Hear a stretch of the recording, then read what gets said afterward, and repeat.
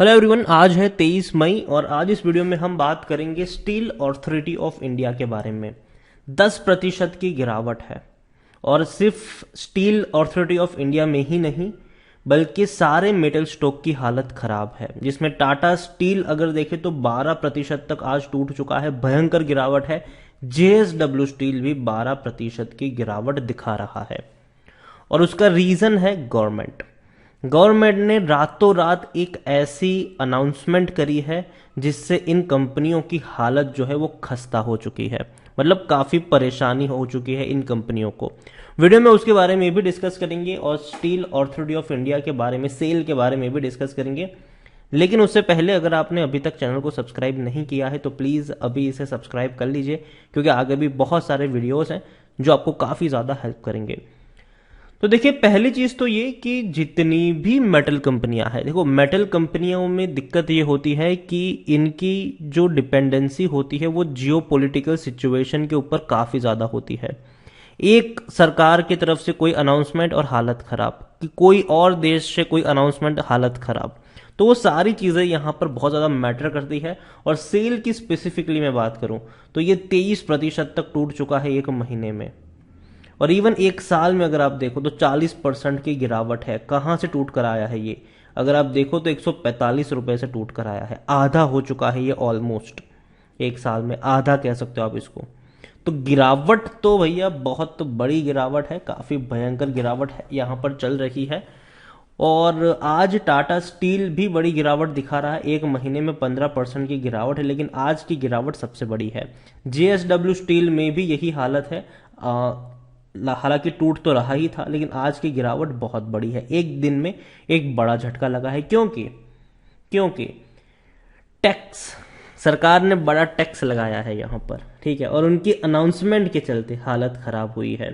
आज देखिए, India's biggest steel makers stocks tumble up to 15% after government impose export tax of 15% overnight on 8 steel product. 8 steel product के ऊपर सरकार ने overnight, रातों रात 15% का टैक्स लगा दिया है, और जिसकी वजह से हालत ये खराब हुई है। देखो, कोई इनको नोटिस नहीं मिला था, ठीक है, 2-3 महीने पहले कोई नोटिस नहीं दिया था कि अच्छा ऐसा होने वाला है। ओवरनाइट इन्होंने बढ़ा दिया। इसका मतलब ये है कि अगर कल से भी कोई ऑर्डर जाएगा तो भैया टैक्स लगना शुरू हो जाएगा। तो ओवरनाइट ये सिचुएशन हुई है। अब प्रॉब्लम ये हुई है कि जो कंपनियां हैं बड़ी बड़ी, उन्होंने ऑलरेडी ऑर्डर प्लेस करके रखे हुए हैं, ठीक है, ऑलरेडी ऑर्डर प्लेस करके रखे हुए हैं। अब वो जो ऑर्डर्स आएंगे इनके ऊपर अब इनको टैक्स देना पड़ेगा, जो पहले 0% था। यहां पर अगर आप देखिए तो announcement was made alongside the decision to cut duties on petrol and diesel. देखो, अभी हाल फिलहाल में खबर आई कि भैया पेट्रोल और डीजल में इन्होंने काफी कटौती करी है सरकार ने।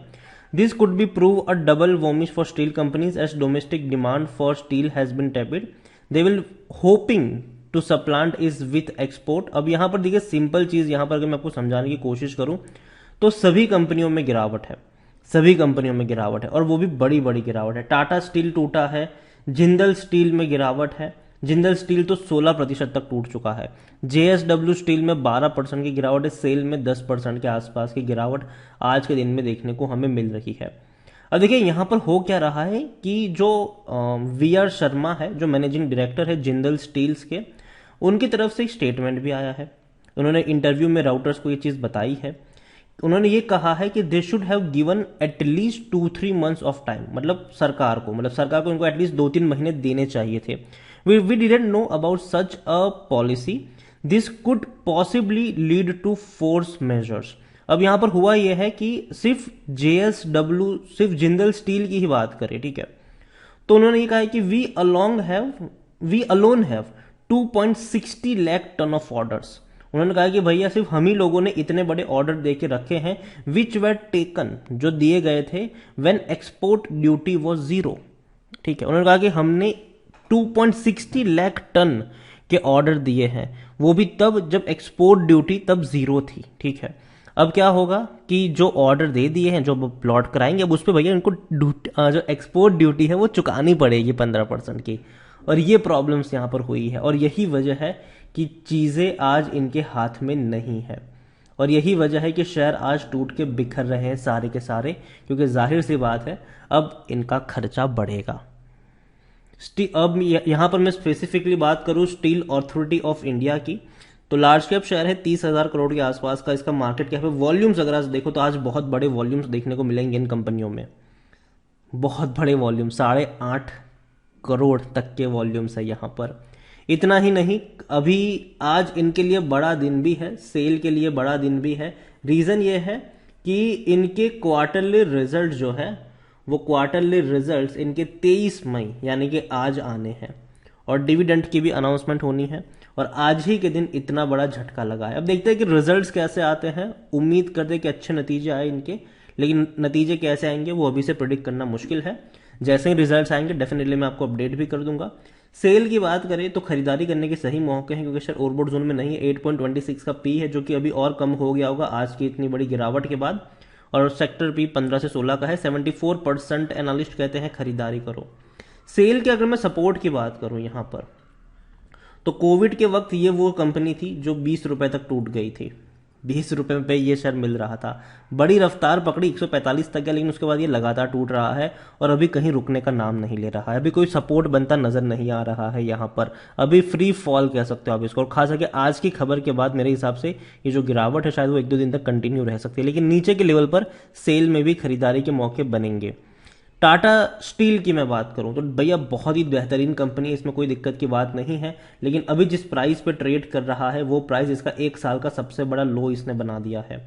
1 साल का सबसे बड़ा लो बना है। आज से पहले ये मतलब पिछले 1 साल में ये यहां तक नहीं गया था। कोविड में हालांकि ये 275 रुपए तक भी मिल रहा था, 250 रुपए तक भी मिल रहा था। बाद में बड़ी रफ्तार पकड़ी है, 1500 के करीब पहुंचा, अब वापस यहां पर गिरावट शुरू हो रही है। अभी के लिए मैं यही कहूंगा कि जल्दबाजी करने की जरूरत नहीं है इन सभी कंपनियों में, क्योंकि अभी जिस प्राइस पे ट्रेड कर रही है तीनों कंपनियां, वो अपने 1 साल के सबसे बड़े लो पर बैठी हुई है। और इवन कोविड के बाद इन सब में बड़ी रफ्तार हमने देखी। कोविड में ये 140 रुपए का शेयर था जेएसडब्ल्यू स्टील का, बड़ी रफ्तार देखी, अभी फ्री फॉल नजर आ रहा है।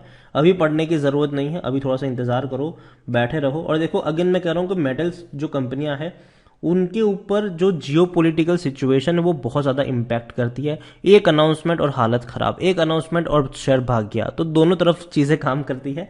तो अभी के लिए मैं इतना ही कहूंगा सेल को लेकर कि जल्दबाजी मत करिए, नतीजे आज इसके आने वाले हैं, और अगर नतीजे अच्छे भी आते हैं तो भी भैया गिरावट थोड़ी बहुत देखने को मिलेगी। अब क्योंकि देखो मार्केट जो है वो पास्ट पे नहीं फ्यूचर पे चलता है, और अब जिस तरीके की इनके ऊपर एक्सपोर्ट ड्यूटी लगी है, डेफिनेटली कह सकते हैं कि इनके जो मार्जिन्स है उस पर प्रेशर बनना शुरू होगा। यहाँ से इनको प्राइस बढ़ानी पड़ेगी, और आने वाले समय में जो प्रोडक्शन है वो भी यहाँ पर कहीं ना कहीं इम्पैक्ट होता नजर भी आ सकता है। तो यही कहूंगा मैं आपसे कि नजर रखिए इन कंपनियों के ऊपर, और सेल के ऊपर खास नजर होनी चाहिए। आज इनके रिजल्ट्स भी आने वाले हैं, लेकिन अगेन अभी खरीदारी के मौके नहीं है। ये मत सोचिए कि अच्छा भैया 10-12% टूट गया चलो जाके मैं खरीद लूं, ये मत सोचिए, क्योंकि ये लंबे समय से टूट रहे हैं। 1 साल का सबसे बड़ा लो बना चुका है ये अभी हाल फिलहाल में। अभी थोड़े और करेक्शन भी आपको देखने को मिल सकते हैं यहाँ पर। वीडियो को यहीं पे एंड करूंगा, पसंद आया हो तो लाइक करो, शेयर करो, चैनल पर अगर पहली बार आए तो प्लीज सब्सक्राइब करें। और इन तीनों में से चाहे वो सेल हो, चाहे वो टाटा स्टील हो, चाहे वो जेएसडब्ल्यू स्टील हो, इनमें से आपको कौन सी कंपनी पसंद है वो भी आप मुझे कमेंट में लिखकर बता सकते हैं। Thank you.